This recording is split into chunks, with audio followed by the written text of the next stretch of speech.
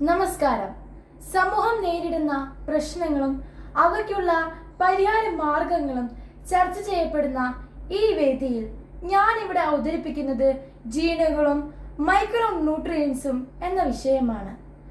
സമകാലിക സമൂഹം നേരിടുന്ന ഏറ്റവും വലിയ പ്രശ്നമാണ് റയർ ഡിസീസസ്. ശരീരത്തിലെ ജീനുകളുടെ പ്രവർത്തനം നിലയ്ക്കുമ്പോൾ ഉണ്ടാകുന്ന അസാധാരണ രോഗങ്ങൾ അഥവാ റയർ ഡിസീസസ് നമ്മുടെ സമൂഹം നേരിടുന്ന പ്രധാന വെല്ലുവിളികളാണ്.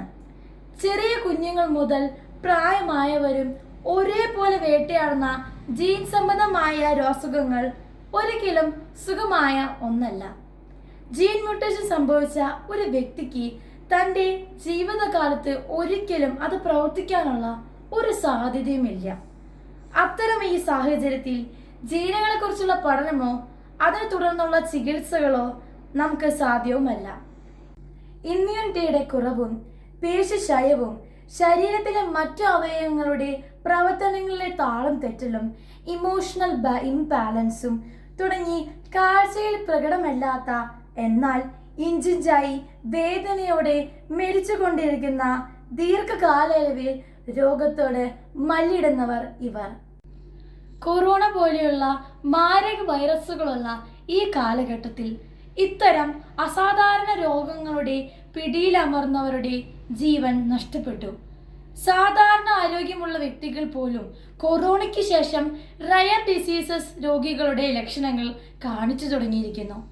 40 വയസ്സിന് ശേഷം മാത്രമല്ല, അതിനു മുമ്പ് തന്നെ ഹൃദയാരോഗ്യം നഷ്ടപ്പെട്ട് യുവാക്കൾ മരണത്തിന് കീഴടങ്ങുന്നു.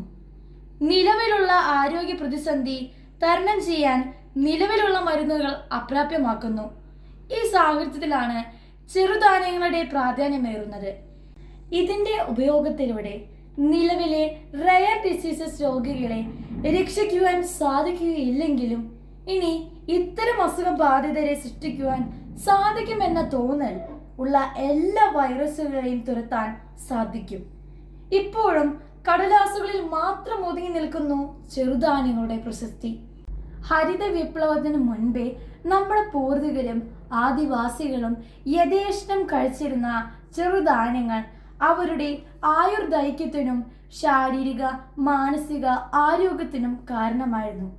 ഹരിത വിപ്ലവത്തിന് ശേഷം അരിയുടെയും ഗോതമ്പിന്റെയും വർദ്ധിച്ച തോതിലുള്ള ഉപയോഗം ജീവിതശൈലി രോഗങ്ങൾക്ക് വഴി തെളിയിച്ചു. ഈ പഠനം തെളിയിക്കുന്നത് പ്രകൃതിയിലേക്കുള്ള മടങ്ങിപ്പോക്കിന്റെ അനിവാര്യമാണ്. ആധുനിക മെഷീനുകളും മികച്ച ജൈവ സംരക്ഷണ രീതികളും നിലവിലുള്ള നമ്മുടെ രാജ്യത്ത് ഇതിന്റെ ഗുണമേന്മയുള്ള ഉൽപാദനം സാധ്യമാണ്. കുറഞ്ഞ ചിലവിൽ ഏറ്റവും സാധാരണക്കാരന് പോലും ലഭ്യമാകാൻ വേണ്ട നടപടികൾ കൈക്കൊള്ളണം. ചെറുധാന്യ ഉപയോഗത്തിലൂടെ ആരോഗ്യമുള്ള തലമുറയെ വളർത്തിയെടുക്കാം. മേടിക്കട്ടെ ജീനുകൾ ചെറുധാന്യ ഭക്ഷ്യ ഉപയോഗ സംസ്കാരത്തിലൂടെ.